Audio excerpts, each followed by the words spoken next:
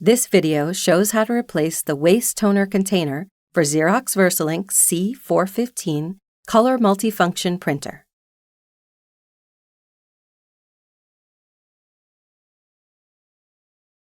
Open door A and door B.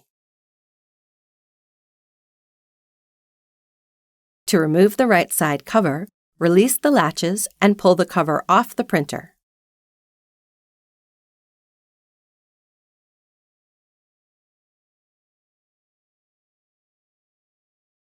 To remove the waste toner container, release the latches and pull the container straight out of the printer.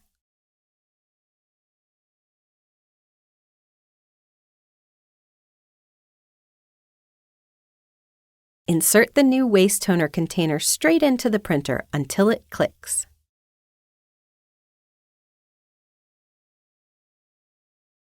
Insert the right side cover and push it towards the printer until it clicks. Close door A and door B.